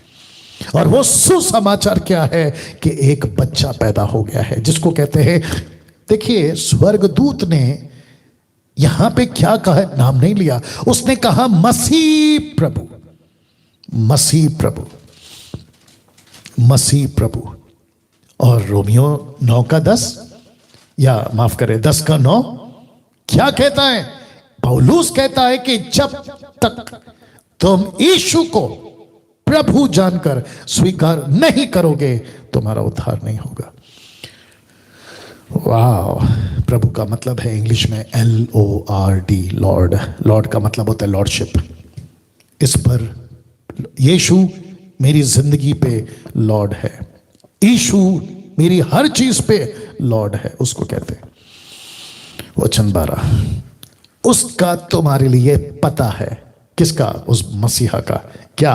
कि तुम एक बालक को कपड़े में लिपटा हुआ चरनी में पड़ा पाओगे। ये प्रमाण था, बच्चा वहां। अच्छा, और एक कनेक्शन दे देता हूं, उसके बाद वापस इस पे आएंगे। कुछ लोग कहते हैं यीशु इतना गरीब था कि उनके पास में ये नहीं था, मतलब क्या कहते हैं, घर के लिए पैसा नहीं था, घर नहीं था। नहीं, ये वजह नहीं है। आपको याद है ना, ज्योतिष आए, कैरी ऑन, ज्योतिष आए और उन्होंने गोल्ड दिया। गोल्ड, वो गोल्ड क्या दर्शाता है कि भाई आपका जर्नी बहुत होगा, बैतलहम से इजिप्ट, इजिप्ट से फिर बैतलहम या इजराइल, फिर नासरत, फिर नासरत से वापस। ये जो ट्रैवलिंग है ना, इसमें तुमको खूब पैसा लगेगा, तो उसका बंदोबस्त तो किया था। बट यहां पे आपको पता होगा कि सीजर के वक्त में, केसर के वक्त में, सीजर के वक्त में टोटल दुनिया के लोगों को इकट्ठा किया गया था कि गणना होगी, जनगणना। तो उस वक्त में भीड़ बहुत थी, पॉपुलेशन पूरी दुनिया की आ गई होगी, जगत का नाम लिखाई था, ठीक है ना। तो जिसके चलते मैं ऐसा समझता हूं कि टोटल, अगर आज की तारीख में बात करें, होटल्स बुक, पैक, जो स्कूल का हॉल होता है पैक, मतलब जितनी भी जगह जहां आदमी रह सकता है टोटल पैक। तो इनको जगह कहां मिली? तो लिखा है कि तुम्हारे लिए पता है क्या, कि एक बच्चा तुमको चरनी में पड़ा हुआ पाया जाएगा, कपड़े से लिपटा चरनी में पड़ा हुआ पाया जाएगा। तो ये सब कुछ प्रॉफिटिक है, सब कुछ प्लान्ड है गॉड के मुताबिक, ठीक है ना। तो ये वो गडरिये थे, आप फोटो देख सकते हैं कि बलिदान करने वाली भेड़ों के गडरिये। और इसी मैसेज में, इसी चित्र में आप यीशु को जैसे वध करते थे मेमने को, ये वही मेमना बनकर यीशु आया जो मानव जाति के लिए बलिदान होगा, और जिसको स्वर्गदूत कहता कि यही वो मसीहा है, यही वो मसीह है। दूसरे शब्दों में स्वर्गदूत कहना चाह रहा है, जो कि जॉन द बैप्टिस्ट के द्वारा आएगा, वचन 3 अध्याय में जब हम आएंगे अगले हफ्ते और यूहन्ना के पहले अध्याय में, आपको पता चल जाएगा कि मसीह यीशु ही वो फाइनल लैम्ब है, मेमना। अभी फेसबुक और यूट्यूब पे मुझे गुस्सा है उन लोगों पर, और आपको मेरी गुस्से की वजह अभी पता चलेगी। कुछ लोग कहते हैं क्रिश्चियन का भगवान, इनका गॉड जीसस इतना कमजोर था कि क्रूस पे खुद को नहीं बचा सका, तो हमको क्या बचाएगा। ऐसे वाली बातें वीडियो बनाकर मूर्ख लोग बोलते रहते हैं। मूर्ख इसलिए कह रहा हूं क्योंकि उनको नहीं पता, इसलिए मूर्खता की हरकत कर रहे हैं, ठीक है ना। अब इस स्टेटमेंट के मुताबिक आप लोग मुझे बताएं, और जो मेरा कोई दोस्त अविश्वासी मुस्लिम, हिंदू, मुस्लिम, बौद्धिस्ट, पारसी कोई भी देख रहा होगा, आप कुछ भी बोलने से पहले दिमाग में यह बात रखो कि यीशु बनकर ही आया यहूदियों के मुताबिक वो फाइनल मेमना, फाइनल लैम्ब, जो इस बलिदान के बाद उस मंदिर में उस वक्त किसी दूसरे सैक्रिफाइस की जरूरत नहीं थी, क्योंकि यीशु फाइनल लैम्ब था, फाइनल सैक्रिफाइस था। अब मुझे बताइए कि ऊपर बैठा ऑलमाइटी गॉड, जिसको हम एलोहिम कहते हैं, पिता पुत्र पवित्र आत्मा, फादर सन होली स्पिरिट, जिसने पूरी दुनिया को बनाया, सारी सृष्टि को रचा है, वो कहता है कि एक मेमना, एक बच्चा पैदा होगा, एक मेमना, एक बच्चा पैदा होगा, और वो बच्चा और वो मेमना इसलिए मैंने रखा है मानव जाति के लिए मरेगा, बलि होगा। तो आपको खुश होना चाहिए, आपके पापों के लिए एक मरने के लिए आ रहा है। आपका दोष आप पर नहीं लगा है ना, आपके गुनाहों का जो आप गिल्टी थे, आपके ऊपर जो एलिगेशन था, आपको कीमत देने के लिए नहीं बोला है ना। तो उसने कहा कि तुम तो वैसे भी कीमत नहीं चुका पाओगे, क्योंकि पापी पापों की बलिदान नहीं दे सकता, पापी पापों के लिए सैक्रिफाइस नहीं कर सकता। तो एक ऐसा व्यक्ति जो निष्पाप है वो पाप बना, रिपीट करता हूं, निष्पाप है वो पाप बना और पापियों के लिए मरा, ये बात होती है। तो जिन जिन के दिमाग में ऐसी बात है कि खुद को नहीं बचा सका, हमको क्या बचाएगा, तुमसे मूर्ख आदमी कोई नहीं हो सकता, कोई नहीं हो सकता। आपको बात को समझना होगा। एक छोटा सा एग्जांपल आपके दिमाग में डालना चाहता हूं। यार फिनिश कर ले, जो भी कर रहा है कर ले, फटाफट बोलो उसको। जी मैंने कहीं तो पढ़ा था और कहीं तो सुना था, आपने भी शायद पढ़ा, ध्यान दीजिएगा। एक बाप एक ऐसे काम करता था कैबिन में, जिसका काम था को ज्वाइन करना या कनेक्ट करना जब ट्रेन उस पटरी से गुजर रही होगी, इसका वो काम था। ये निकला घर से तो उसके बच्चे ने कहा कि मैं भी चलूंगा। बड़ा जिद किया, कहानी को शॉर्ट कर रहा हूं, बड़ा जिद किया, बाप जैसे तैसे उसको लेकर चला गया। और जब वो लोग जा रहे थे तो ऐसा हुआ कि ट्रेन की जो आवाज है वो सुनाई थी। बाप भागा। बाप ने कहा कि अगर लेट हो गया मैं बटन नहीं दबा पाऊंगा ताकि ट्रेन को गुजरने के लिए पटरी बन सके। बाप भागा और बाप ने कहा कि तू यहीं पे रुकना, मैं अपना काम करके आ रहा हूं। लेकिन जैसे ही बाप भागा तो बच्चे को ये पता चला कि मैं यहाँ नहीं रुक पाऊंगा, मुझे भी बाप के पीछे भागना है, और वो भागा। और ऐसी घटना घटी, टाइमिंग ऐसा हुआ कि वहाँ बटन दबाना था पटरी को ज्वाइन करना, और यहाँ पे बच्चे का उस पटरी के नीचे या बीच में आकर फंसना था। वो टाइमिंग एक हो गया, और ट्रेन का जो वक्त है वो भी उसी के ऊपर से गुजरने का टाइमिंग भी, ये 3 टाइम एक साथ आ गए। अब प्रश्न उठता है कि बच्चा मर जाएगा, बाप के हाथ में बटन है, क्या करना चाहिए। तो बाप ने तय किया कि अगर मैं बटन को फिर दबाऊंगा फिर पटरी अलग होगी, ट्रेन नहीं गुजर पाएगी, और ट्रेन के अंदर जितने पैसेंजर है 100 200 1000 जो भी है, ये सारे के सारे मर जाएंगे। किसके चलते? एक बच्चे के चलते। तो उस बाप ने उस वक्त में ये तय करा कि बच्चे को मरने देता हूं ताकि इन सब की जान बच जाए, क्योंकि उसमें काफी बच्चे और भी होंगे। अब आप सोचिए, बच्चे को मरने दिया ताकि ट्रेन गुजर सके। ट्रेन गुजर भी गई, बाकी लोग बच भी गए, लेकिन जब वो ट्रेन गुजर रही थी तो उस बाप को पता है कि मैंने क्या खोया। और जो ट्रेन के अंदर बैठे, जो चाय कॉफी कुछ ना कुछ खा रहे पी रहे, वो उसकी कैबिन की तरफ देखकर बोल रहे कि देखो ये वो आदमी है जिसने हमको, है ना, बटन दबाकर ट्रेन को जाने के लिए। कोई हंस रहा होगा, कोई कुछ कर रहा होगा, कोई उसके कपड़े पे कुछ बोल रहा होगा, XYZ। लेकिन उस सफर में किसी को नहीं पता चला कि इस कैबिन में पड़ा व्यक्ति ने क्या कीमत चुकाई है। वैसे ही उस ऊपर बैठा परमेश्वर ने जो इतनी बड़ी कीमत चुकाई, संसार इसको नहीं जानता और उनको लगता है ये तो क्रिश्चियन धर्म है, ये तो क्रिश्चियनिटी है, इनका भगवान 2000 साल पहले पैदा हुआ बालक बनकर और खुद को नहीं बचा सका। 33.5 साल की उम्र में क्रूस पे इनको राजा ने मार दिया, पिलातुस ने, और ऐसा करके इनका मर गया। और फिर किसी ने कहा कि यीशु 3 दिन के बाद जिंदा हो गया, बस ये उस धर्म को लेके चले। मूर्खता है। हम किसी धर्म को लेके नहीं चल रहे, हम किसी प्रकार की कहानी को लेके नहीं चल रहे। यीशु फिर वापस कहता हो, कानों को खोल के सुनो।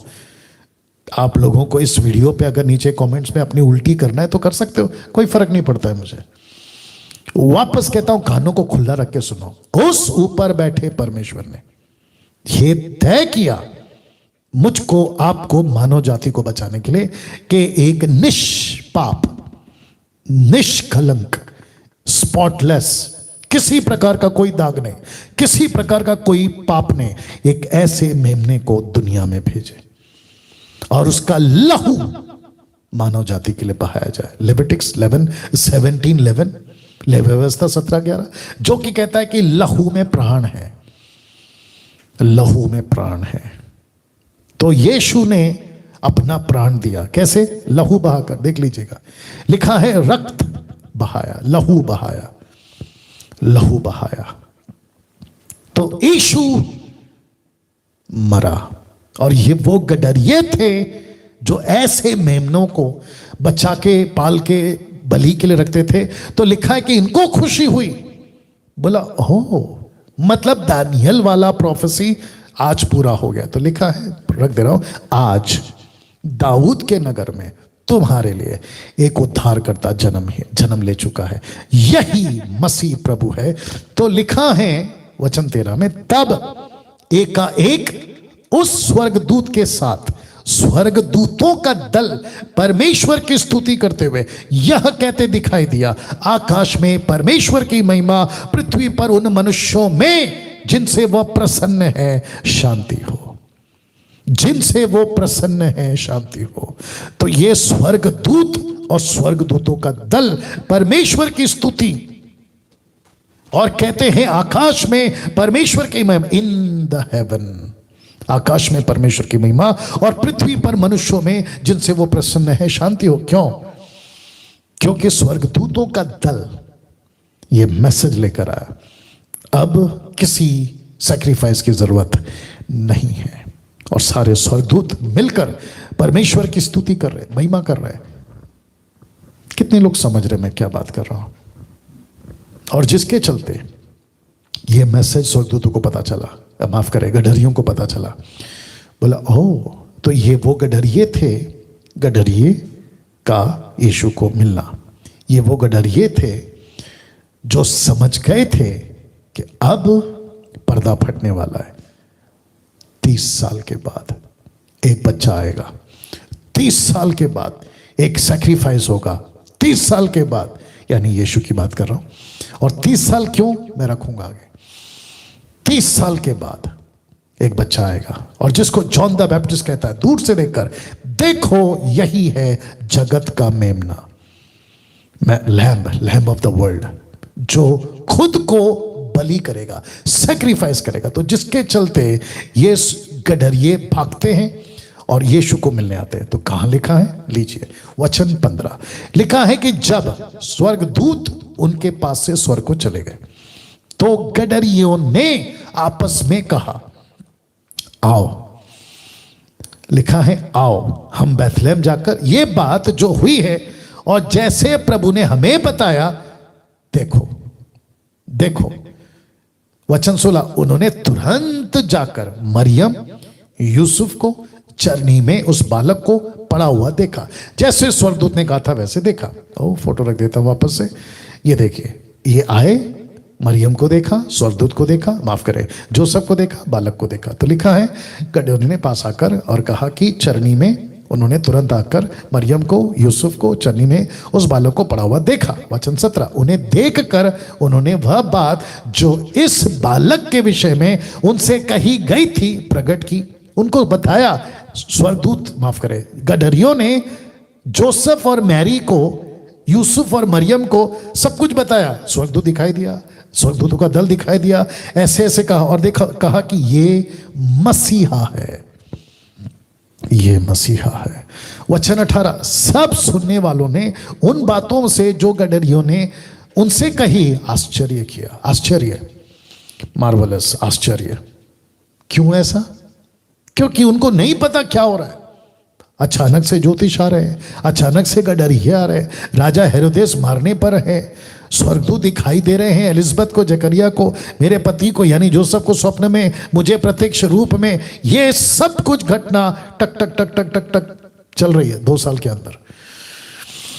वचन 19, परंतु मरियम ये सब बातें अपने मन में रखकर सोचती रही। वो सोचती रही। और वचन 20, गडरिये जैसा उनसे कहा गया था वैसा ही सब सुनकर और देखकर परमेश्वर की महिमा स्तुति करते हुए लौट गए। तो मरियम सोचती रही। और याद रखो, मरियम वो महिला थी पैदा होने से लेके यीशु के क्रूस पे मरने तक, और 30 दिन के बाद जी उठने तक वो साथ रही। क्योंकि उसको पता था ये बालक साधारण नहीं है, ये बच्चा इज नॉट अ ऑर्डिनरी बच्चा या बेबी, गजब का बच्चा, गजब की बातें, गजब की प्रोफेसी। सोचती रही, सोचती रही। गडरिये चले गए। अब प्रश्न उठता है यीशु का नामकरण का कब हुआ? वचन 21 लिखा है कि जब 8 दिन पूरे हुए और उसके खतने का समय, सरकमसाइज, खतने का समय लेविटिक्स 12:3, लेवी व्यवस्था 12:3 के मुताबिक, तो उसका नाम यीशु रखा गया। लेकिन नाम रखने से पहले गडरियों को क्या पता चला? ये क्रिस्त है, क्रिस्तुस, मसीहा है, या मसीहा है। लूका 1:31 के मुताबिक जो स्वर्गदूत ने उसके पेट में आने से पहले कहा था कि इसका नाम यीशु रखना, याद आ गया आपको 131 में? हाँ, तो उसका नाम यीशु रखा। कौन से दिन? 8वें दिन। अब आप पूछोगे पास्टर डैनियल, ये रिचुअल, ये फंक्शन 8 दिन के बाद क्यों? तो आपको बता दूं कि जीसस का जन्म यहूदियों के मुताबिक हुआ है, और जिसको पौलुस भी कहता है कि यीशु व्यवस्था के अधीन पैदा हुआ। क्यों? ताकि व्यवस्था में जितने भी बातें हैं, व्यवस्था को पूरा करने के लिए परमेश्वर को परफेक्ट सैक्रिफाइस चाहिए था। तो यीशु वो परफेक्ट सैक्रिफाइस था, क्योंकि व्यवस्था मूसा ने तो लिखी होगी या लिखी है, लेकिन परमेश्वर ने पहला पत्थर 10 आज्ञा खुद अपने हाथों से लिखकर मूसा को दिया था। याद आ गया होगा आपको।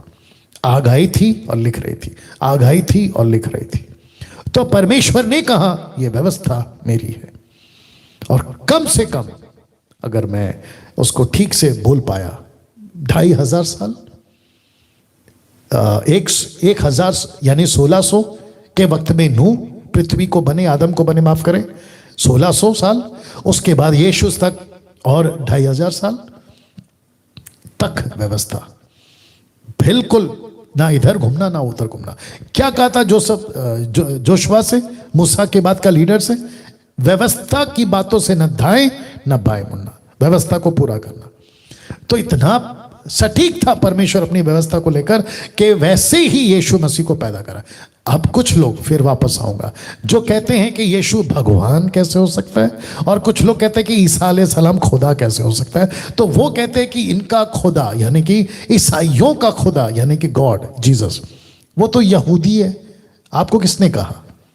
यीशु का जन्म यहूदियों के मुताबिक इसीलिए हुआ ताकि व्यवस्था से मानव जाति को छुड़ा सके, और जिसके चलते परमेश्वर अगर नूह के वक्त में पूरी दुनिया को पानी से तबाह कर सकता था, क्योंकि तभी व्यवस्था नहीं थी, तो परमेश्वर इतना पवित्र है कि नूह के बाद की दुनिया, मूसा और जॉन द बैप्टिस्ट तक, जो पूरी दुनिया पापी हो चुकी थी, अगर व्यवस्था नहीं होती ये दुनिया कब की खत्म हो जाती। व्यवस्था के चलते, क्योंकि कोई कौम जिसको कहते हैं इज़राइल, वो बचा के रखा था परमेश्वर के गुस्से को, शांत करके रखा था परमेश्वर के गुस्से को। उसके चलते, यहूदियों के चलते, इजरायलियों के चलते, वो सृष्टि करता परमेश्वर जिसको हम कहते हैं कि the almighty God, the only almighty God, इस पृथ्वी को नाश ना करे। इसलिए तो लिखा ना यशाया पहला अध्याय वचन 8 और 9 में, अगर कुछ लोगों को बचा के नहीं रखता तो ये पृथ्वी कब की सदोम और गमोरा हो जाती। बात को समझिए, बड़ा कनेक्शन दे रहा हूं। तो व्यवस्था के अधीन मसीहा पैदा हुआ, उसके चलते मानव जाति को बचा सके। तो perfect nation Israel, perfect lamb Jesus, और वो कौम यहूदी। लेकिन उसके बाद जिस यहूदियों के लिए, जिस इज़राइलियों के लिए यीशु पैदा हुआ, उन्होंने तो दूर दूर तक यीशु को नहीं माना। तो इसलिए लिखा है कि यीशु मानव जाति के लिए अपना लहू बहाता। इसलिए तो पौलुस भी कहता है कि वो अपने घर आया, अपने लोगों में आया। यशायाह भी कहता है, पौलुस कहता है कि उसके अपने लोगों ने अगर जानते तो क्रूस पे ना चढ़ाते। इसलिए कहता है कि पहला मौका इज़राइलियों का था, लेकिन अभी अन्य जातियों को है। एनीवे, वो टॉपिक फिर कभी बात करेंगे। तो लिखा है मंदिर में यीशु का अर्पण, वचन 22, जब मूसा की व्यवस्था के अनुसार उनके शुद्ध होने के दिन पूरे हुए तो वे उसे यरूशलेम में ले गए कि प्रभु के सामने लाए। वचन 23, जैसा कि प्रभु की व्यवस्था में लिखा है, हर एक पहलौठा प्रभु के लिए पवित्र ठहरा है, यानी कि समर्पण, डेडिकेशन। आज भी एक बच्चे का समर्पण है, गेट रेडी विद दैट। और बिल्कुल सटीक बोलना कि व्हाट्सएप पे तुमको बोलना है कि बच्चे को व्हाट्सएप में दिखा के रखो वैसा वाला। तो लिखा है कि हर एक पहलौठा प्रभु के लिए पवित्र ठहरे। निर्गमन 13 का 2 से और 12 का 24 तक, ये आप देख लीजिएगा। प्रभु की व्यवस्था के वचन के अनुसार पंडुकों का एक जोड़ा, कबूतर के 2 बच्चे लाकर बलिदान करके उसको जो है अर्पण करें। ले व्यवस्था 12 का 6 और 8। अब प्रश्न उठता है कि यहाँ पे पंडुकों का जोड़ा और कबूतर के 2 बच्चे, मेमना क्यों नहीं? कैसे ला सकते मेमना? कैसे चढ़ा सकते मेमना? क्योंकि यीशु खुद मेमना है। तो यहां पे कबूतर और पंडुकों का जोड़ा, मेमना नहीं लिखा है। तो उस वक्त भी देखो कितना सटीक है कि मेमने को ही बलिदान होना, लेकिन अभी नहीं, 30 साल के बाद होगा। तो जब ये सब कुछ हो रहा था, मंदिर में अर्पण चल रहा था, बहुत ध्यान दीजिएगा, मैं वक्त का ख्याल रखूंगा। मंदिर में जब ये सब कुछ हो रहा था तो वहां एक आदमी था और उसका नाम था शिमोन। तो वो क्या कहता है ये देखते हैं, वचन 25 में, यरूशलेम में शिमोन नामक एक मनुष्य था। वह मनुष्य धर्मी भक्त था, इस्राएलियों की शांति की बाढ़ जो रहा था, पवित्र आत्मा उस पर था। इस टोटल पैराग्राफ में आपको 3 बार पवित्र आत्मा का जिक्र मिलेगा। याद रखो, यीशु के जन्म में स्वर्गदूतों का रोल है, यीशु के जन्म में स्वर्गदूतों के झुंडों का रोल है, यीशु के जन्म में एलिजबा, जकरिया, जोसेफ, मैरी, गडरिये, ज्योतिष और पवित्र आत्मा का जिक्र है। क्या अद्भुत है। तो पवित्र आत्मा ने शिमोन से कहा, साइमन से कहा, वेट कर, वेट कर। तो वो शांति की बाढ़ जो रहा था, उद्धार हो जाए, उद्धार हो जाए। तो लिखा है वचन 26 में, पवित्र आत्मा द्वारा उस पर प्रकट हुआ था कि जब तक वह प्रभु के मसीह को देख ना ले तब तक मृत्यु को ना देखेगा। ओ ओ ओ ओ ओ ओ, इसका मतलब है कि ये बुजुर्ग साइमन, फोटो देख लीजिएगा, ये बुढ़ा हो गया है, लेकिन पवित्र आत्मा कहता है कि जब तक तेरी आंखें मसीहा को ना देख ले तब तक तू नहीं मरेगा। बाढ़ आने दो, सुनामी आने दो, क्या कहते हैं, भूकंप आने दो, कुछ भी होने दो, या फिर आपका कोरोना वायरस, तू नहीं मरेगा। क्या अद्भुत है नहीं? और इसी को मेरे को ये बात सीखने मिलती है कि जिसके ऊपर परमेश्वर का आत्मा लीड करता है, वो चाहे किसी भी दुनिया के कोने में हो, जब तक परमेश्वर उससे अपना काम नहीं करवा लेता वो बंदा नहीं मरेगा। ये बात सीखने मिली। अब इसको देखो, वचन 27, वह आत्मा के सिखाने से मंदिर में आया। अब आप नहीं समझे ना, मैं रखता हूं इसको। सोच के देखिए, प्रतिवर्ष, हर साल, हर हफ्ता, हर महीना, हर दिन एक एक बच्चा आता होगा अर्पण के लिए। तो साइमन सोचता होगा ये है क्या, ओके नहीं है, अच्छा ये है क्या, ओके नहीं है, अच्छा ये है क्या, नहीं है। ऐसे कितने बच्चे उसके सामने से जाते होंगे, लेकिन पवित्र आत्मा ने कभी भी उसको लीड नहीं किया। लेकिन एक दिन लिखा है वह आत्मा के सिखाने से मंदिर में गया। तो पवित्र आत्मा ने कहा कि देखिए जो कपल्स जा रहे हैं ना, जोसेफ और मैरी, ये जो बच्चा इनके हाथ में है ना, ये वही है जिसके लिए मैंने तेरे को जिंदा रखा है। ओ ओ ओ ओ ओ ओ। तो लिखा है कि वो आत्मा के सिखाने से मंदिर में आया, और जब माता पिता उस बालक यीशु को भीतर लाए कि उसके लिए व्यवस्था की रीति के अनुसार करें, वचन 28, तो उसने उसे अपनी गोद में लिया। इसलिए फोटो देख लीजिए, उसने उसको अपनी गोद में लिया और क्या कहा देखो, परमेश्वर का धन्यवाद करके कहा। वचन 29 में, हे स्वामी अब तू अपने दास को अपने वचन के अनुसार शांति से विदा करता है, क्योंकि मेरी आंखों ने तेरे उद्धार को देख लिया है।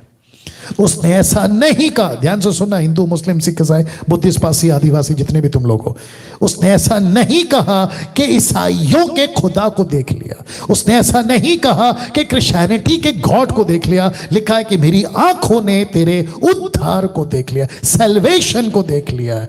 लिखा है 31 में, जिसे तूने सब देशों के लोगों के सामने तैयार किया कि वह अन्य जातियों को प्रकाश देने के लिए ज्योति और तेरे नीज लोग इजरायलियों की महिमा हो। तो पैसिफिक सटीक प्रोफेसी के तौर पे पवित्र आत्मा से भरकर यह संदेश देता है कि यह बच्चा माता पिता की गोद से उठाकर अपनी गोद में लेकर कहता है यह बच्चा जगत का उद्धार करता है। अब बताइए कैसे जुटला सकते हैं आप लोग, कैसे इसको नजरअंदाज कर सकते हैं कि क्रिश्चियन का भगवान है, ईसाइयों का खुदा है, कैसे बोल सकते हैं आप लोग? नहीं बोलना चाहिए। यह जगत का उद्धार करता है। 33, उसका पिता उसकी माता इन बातों से जो उसके विषय में कही जाती थी आश्चर्य करते थे। मरियम सोचती रही, लिखा है आश्चर्य करते थे। तब शिमोन ने उनको आशीष देकर उसकी माता मरियम से कहा, देख, मां के पास आ गए, देख वो तो इजरायलियों में बहुतों के गिरने और उठने के लिए, शब्द पे ध्यान देना, एक ऐसा चिन्ह होने के लिए ठहराया गया है जिसके विरोध में बातें की जाएगी। ओ ओ ओ ओ ओ ओ, ऐसा कौन सा माँ बाप बच्चे को समर्पण करने जा रहे हैं मंदिर में, ऊपर से व्यवस्था के अधीन सब कुछ कर रहे हैं। एक आदमी आता है पवित्र आत्मा से भरकर और कहता है कि तेरे बच्चे के बारे में विरोध होगा, तेरे बच्चे के बारे में तेरे बच्चे के विरोध में बातें की जाएंगी। शाबाशी नहीं, बेटा कितना खूबसूरत है, अरे कितना गोरा है, अरे कितना अच्छा आंख है, नाक है, ना ना ना ना ना, कहता है जिसके विरोध में बातें की जाएगी। Can you believe this? मैंने कल क्या प्रचार किया था एसएसडी में, लेसन नंबर 10 में, यीशु के नाम से लोगों को नफरत होगी, यीशु के प्रचार से लोगों को नफरत होगी, यीशु के आगमन से लोगों को नफरत होगी, यीशु की टीचिंग से लोगों को नफरत होगी। तो लिखा है कि जिसके विरोध में बातें की जाएगी, वरना तेरा प्राण भी तलवार से वार पार छिप जाएगा। इससे बहुत हृदयों के विचार प्रकट हो जाएंगे। तो यीशु को लेकर उसने ये जरूर कहा जगत का उद्धार करता है, देख लो जगत का उद्धार करता है। लेकिन अगले पर मां को कहता है इसके बारे में बातें की जाएगी, कैसी? अच्छी नहीं, विरोध में बातें की जाएगी। यीशु ऐसा है, यीशु ऐसा है, उसके अंदर दुष्ट आत्मा है, वो पागल है। यूहन्ना 10:20, यीशु को पागल बोला है लोगों ने। अब मुझे बताइए अगर यीशु को पागल बोल सकते हैं तो उसके फॉलोअर्स को पागल नहीं बोलेंगे? मेरा एक वीडियो है जो 4 महीने से खूब वायरल हो रहा है, मुझे लगता है कि उसको कम से कम 3.5 लाख लोगों ने देख लिया सिर्फ 4 महीने में। 3.5 लाख लोगों ने, फेसबुक पे है वो वीडियो, और उसमें मेरे को इतनी गालियां दी जा रही है, तरह तरह की गालियां दी जा रही है। मैं जब उसको पढ़ता था तो फिर मैं सोचता था वाह हम सही ट्रैक पे हैं, सही ट्रैक पे चल रहे हैं। यीशु के विरोध में बातें की जाएगी। तो जब यीशु के विरोध में बातें की जाएगी तो मुझ जैसे 10% जो यीशु के प्रचारक है हमारे विरोध में भी बातें की जाएगी। वक्त को ध्यान रखते हुए आगे बढ़ रहा हूं। हन्ना की गवाही, एक औरत हन्ना की गवाही, अशेर के गोत्र में से हन्ना नामक फनुएल की बेटी एक भविष्यवक्तन थी। वह बहुत बूढ़ी थी। विवाह होने के बाद 7 वर्ष अपने पति के साथ रह पाई थी। 37 वचन कहता है वह 84 वर्ष से 84 वर्ष से विधवा थी, मंदिर को नहीं छोड़ती थी, पर उपवास और प्रार्थना कर करके रात दिन उपासना किया करती थी। वचन 38 लिखा है वह उस घड़ी वहां आकर प्रभु का धन्यवाद करके कहने लगी, इन सबों से जो यरूशलेम के छुटकारे की बात जोते थे उस बालक के विषय में बातें करने लगे। अब क्या बातें की वो नहीं लिखा है, क्या बातें की वो नहीं लिखा है, लेकिन बातें करने लगी। कौन? हन्ना बातें करने लगी। और उसने जो भी बातें किया होगा ऑब्वियस मिलता जुलता, क्योंकि पवित्र आत्मा कॉन्ट्रडिक्ट नहीं करवाता है। नासरत को लौटना 90 किलोमीटर या जो भी सफर उस वक्त में होगा, जब वे प्रभु की व्यवस्था के अनुसार सब कुछ पूरा कर चुके तो गलील से अपने नगर नासरत को फिर चले गए। और जब वो गए और बालक यीशु बढ़ता और बलवंत होता, बुद्धि से परिपूर्ण होता गया और परमेश्वर का अनुग्रह उस पर, अभी बालक बढ़ गया, बड़ा हो गया, बालक बढ़ता गया। और कितना बड़ा हो गया मैं वो भी बताऊंगा, ठीक है ना। लिखा है बालक यीशु बढ़ता, बलवंत होता, बुद्धि से परिपूर्ण होता गया और परमेश्वर का अनुग्रह उसके ऊपर था। बालक यीशु मंदिर में कौन सी उम्र में बता रहा हूँ? 41। उसके माता पिता प्रतिवर्ष, याद रखो प्रतिवर्ष, हर साल आना जाना, नासरत से बैतलहम, यरूशलेम, यरूशलेम से नासरत, कितना किलोमीटर आपने मैंने बता दिया। और कैसे? चल चल कर। तो प्रतिवर्ष फसह के पर्व में यरूशलेम जाया करते थे। 42 कहता है जब यीशु 12 वर्ष का था, 12 साल का, तो वे पूर्व की रीति के अनुसार, माफ करें पर्व की रीति के अनुसार यरूशलेम को गए। 43 जब वे उन दिनों को पूरा करके लौटने लगे तब बालक यीशु यरूशलेम में रह गया, पर्पसली, जानबूझकर रह गया।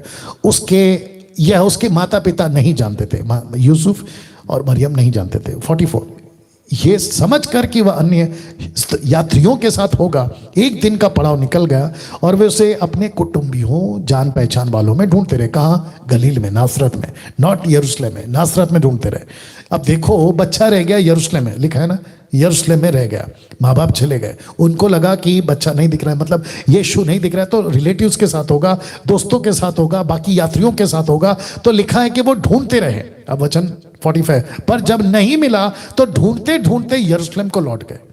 तो वापस आए, जब नहीं मिला तो यरूशलेम को लौट आए। और ये बात को रखने के लिए ये सब कुछ हो रहा है 46 में। लिखा है 3 दिन के बाद उन्होंने उसे, देखो ढूंढ रहे हैं वो अलग, मैं रिपीट करता हूं, ढूंढ रहे वो दिन अलग। और जब ढूंढते ढूंढते यरूशलेम पहुंचे, यरूशलेम पहुंच के 3 दिन के बाद, अब आप समझ गए होंगे, तो लिखे 3 दिन के बाद उन्होंने मंदिर में उपदेशकों के बीच में बैठे, उनकी सुनते, अब जरा शब्द पे देना, उनसे प्रश्न करते हुए पाया। 12 साल का लड़का उनके बीच में, किसके बीच में?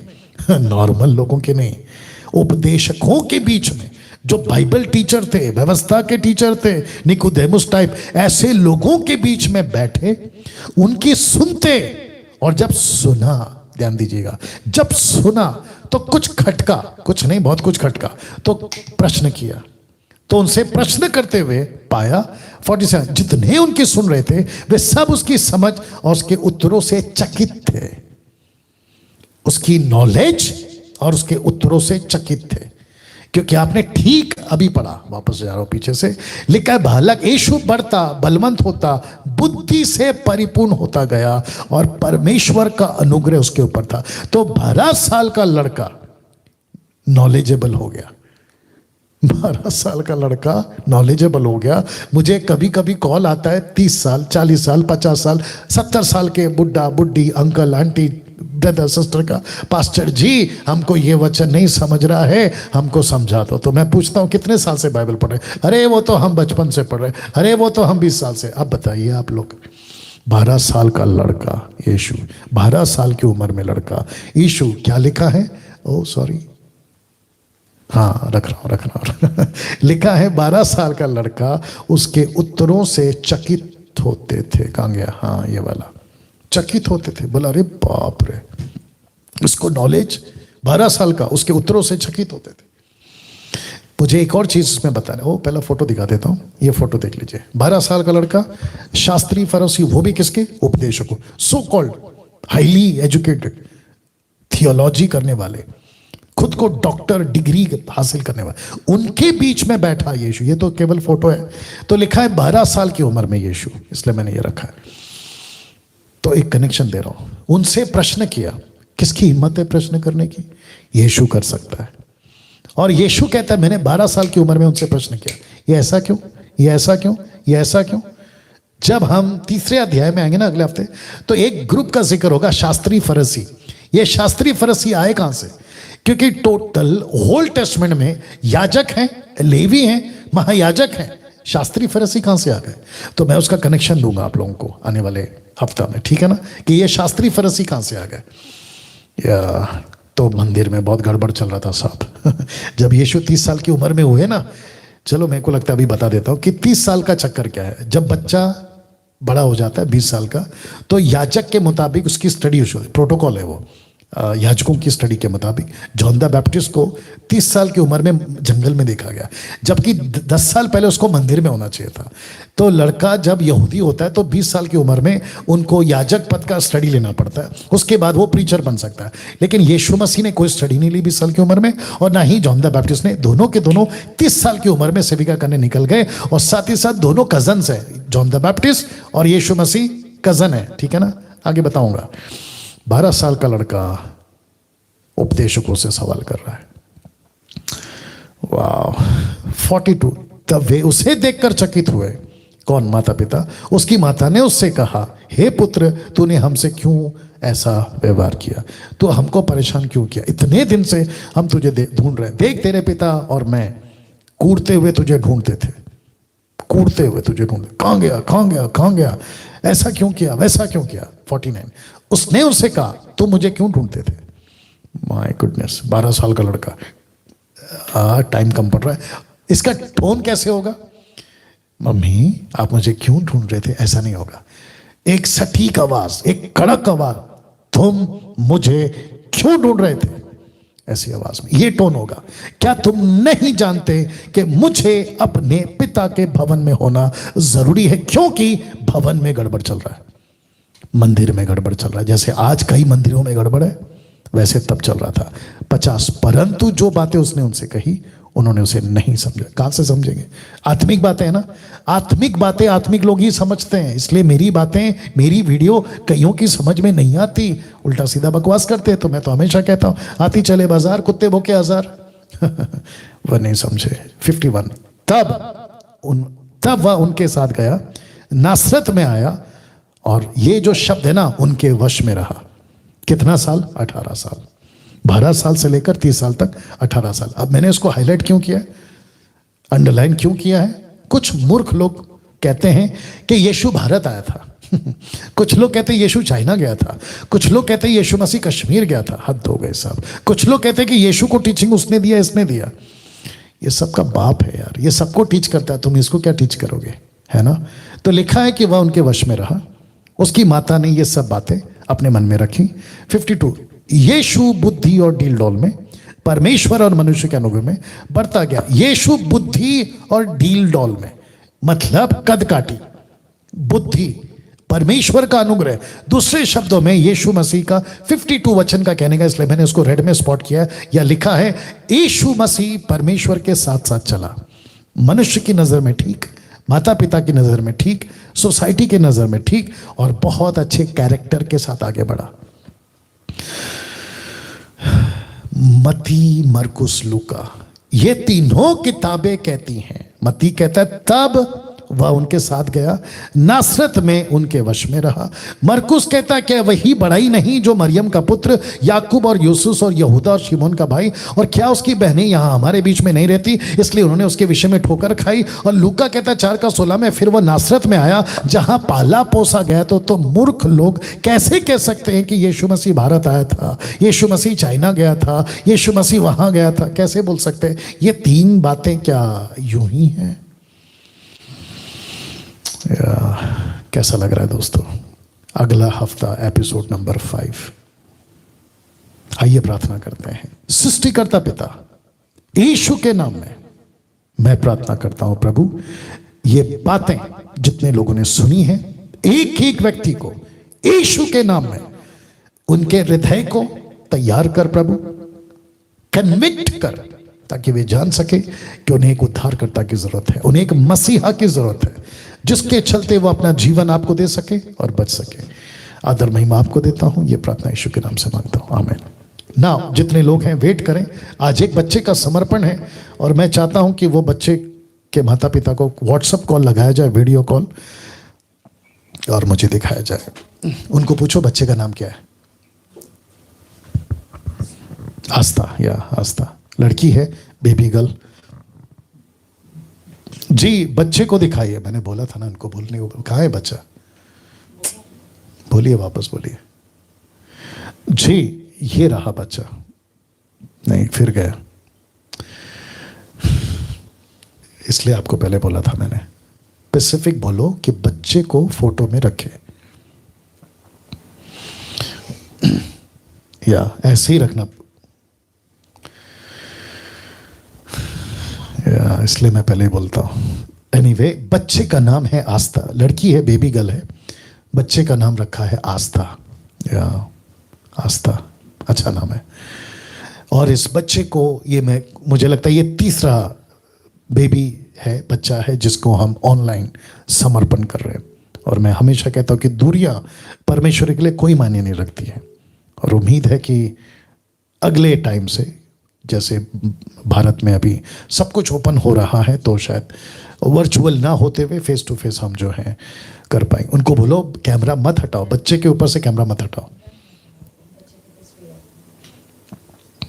उम्मीद करता हूं कि अभी ये लोग सुनेंगे जी। ये रहा बच्चा, आस्था है, और हम इस वक्त में इस बच्चे के लिए प्रार्थना करेंगे। आइए दुआ करते हैं। सृष्टिकर्ता पिता, फिर से आपके चरणों में आते हैं प्रभु जी, इस बच्चे बेबी को, आस्था को लेकर आते हैं प्रभु, और प्रार्थना करते हैं स्वामी यीशु के नाम से, ये बच्चे को आपको समर्पित करते हैं परमेश्वर। मैं जानता हूं कि किसी प्रकार का कोई बलिदान, किसी प्रकार का कोई लहू बहाना, किसी प्रकार का कोई सैक्रिफाइस, किसी प्रकार की कोई चीजें अर्पण करने की जरूरत नहीं है, क्योंकि तू खुद मानव जाति के पापों के लिए अर्पण हो गया। प्रभु, ये बच्चे को हम समर्पित करते हैं, माता पिता को आपके हाथों में सौंपते हैं, और ये प्रार्थना करते हैं कि ये बच्चा जैसे जैसे बड़ा होता है आपके अनुग्रह में बड़ा हो। प्रभु जी, इस बच्चे को आपके हाथों में सौंपते हैं, माता पिता को आपके हाथों में सौंपते हैं। ये प्रार्थना यीशु के नाम से मांगते हैं, सुन और कबूल करें, आमीन। या बहुत बहुत धन्यवाद, कांग्रेचुलेशंस, आप लोगों को प्रभु आशीष दे। सो दोस्तों, यहाँ पे मैं मीटिंग को समाप्त कर रहा हूँ, और उम्मीद करता हूँ कि आपने आज का जो ये लेसन है, लेसन नंबर 4, अगले हफ्ते लेसन नंबर 5 होगा। खूब शेयर करें, दूसरों तक पहुँचाएं, और बहुत ज़्यादा नॉलेज आप लोग हासिल करें। चलिए, अपना ख्याल रखें, और कल प्रभु भोज है, और बाकी का अनाउंसमेंट आपने सुन लिया। अपना ख्याल रखें, प्रभु आपको आशीष दे।